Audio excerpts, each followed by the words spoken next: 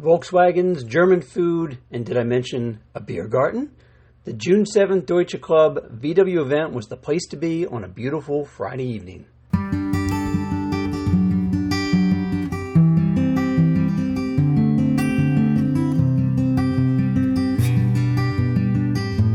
Hello again, my VW enthusiast friends. It's Joe and Wilson, and welcome back to the Wilson, the VW Bus podcast.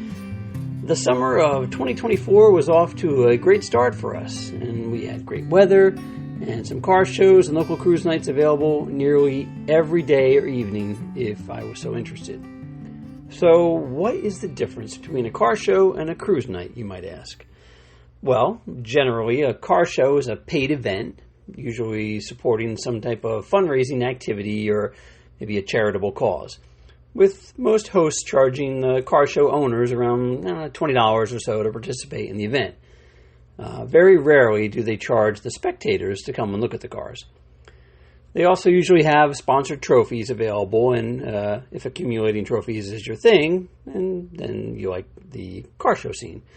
Now, a cruise night, on the other hand, looks about the same to the spectators. However, there is no charge for participating or bringing your car to the show, just kind of hanging out with other car owners and the other cars. There may or may not be trophies given away at a cruise night, and they are usually in popular public parking lots. So I try to mix up the places that Wilson and I go to and try to meet new people and see new faces as often as I can.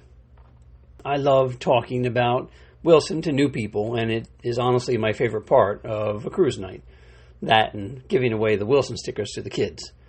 I have a rule that if a child comes up to Wilson and says something positive, which most of the time I get, wow, or that's cool, well, then I tell them, I heard that, and I offer that child a Wilson the VW Bus sticker. I mean, kids love stickers, don't they? And hopefully I can keep them interested in vintage cars. I've given away hundreds of Wilson side profile stickers based on the artwork that my friend Jesus, or Satina 72 Auto Art, created for me. I told you about him in, I think, season 1 or 2.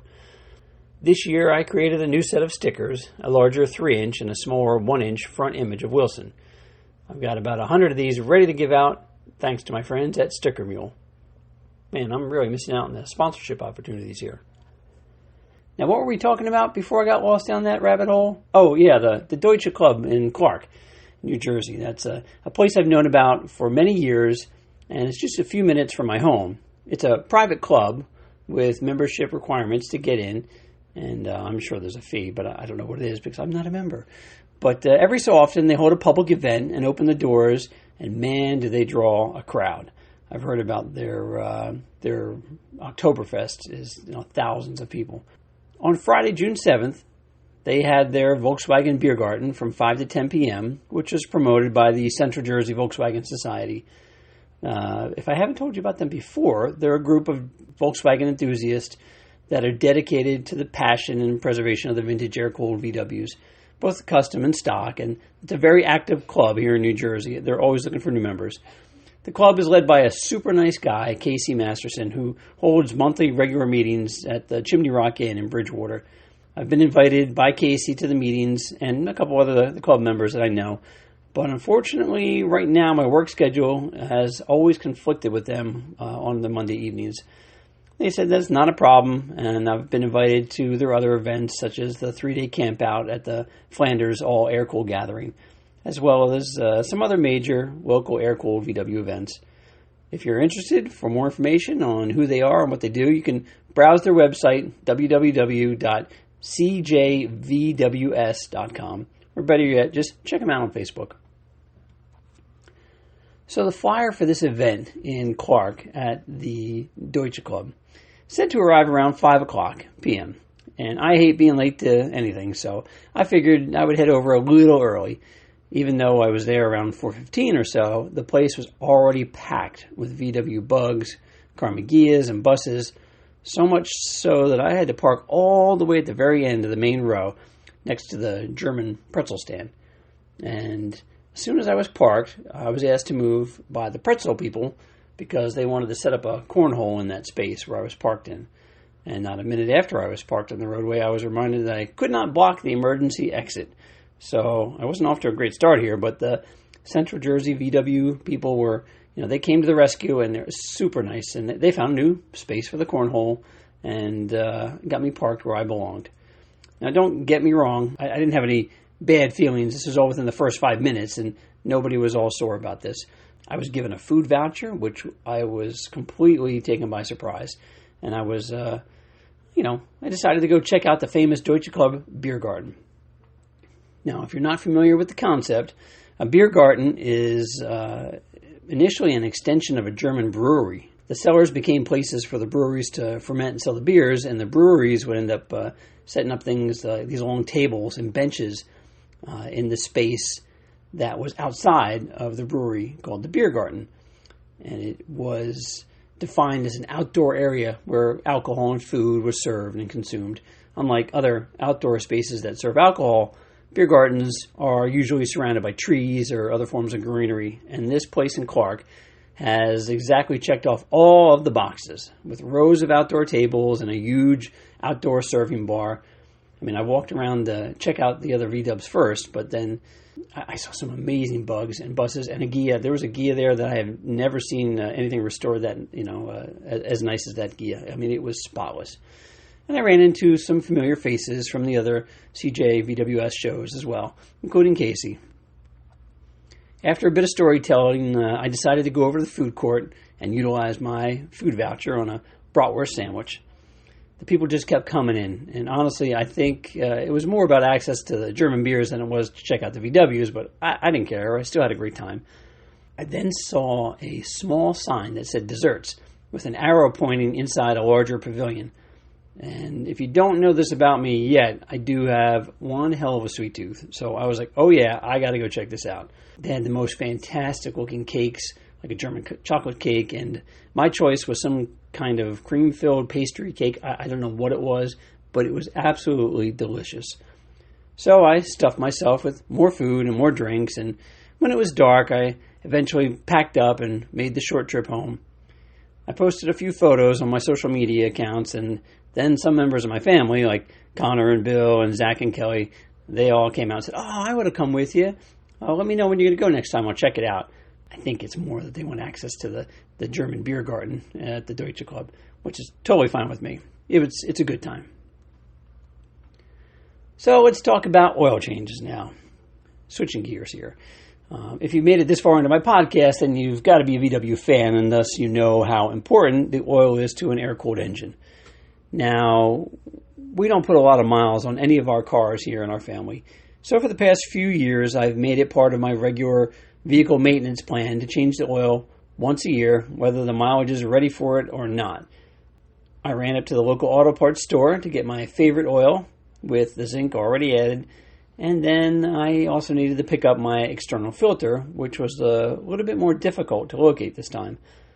The local big chain parts stores didn't have that filter, so I had to run down the highway a few towns over to a store that they claimed had the racing filter on their website. So I spent about 5 minutes looking through every filter on the shelves, but it was not there. So I asked the sales guy if possibly it was in the back area. So he disappeared for a minute or two and then returned with 2 dusty but brand new oil filters and told me that they were set aside for some reason a while ago and just never made it back out to the shelves with the rest of the filters. I'm guessing there isn't a lot of people looking for these oil filters anymore. He then told me that according to his computer register, they were on sale and that I could get them both at half price. So, of course, I bought them both without any hesitation. I was also looking for the oil gaskets, but no stores in my area had them at all in stock.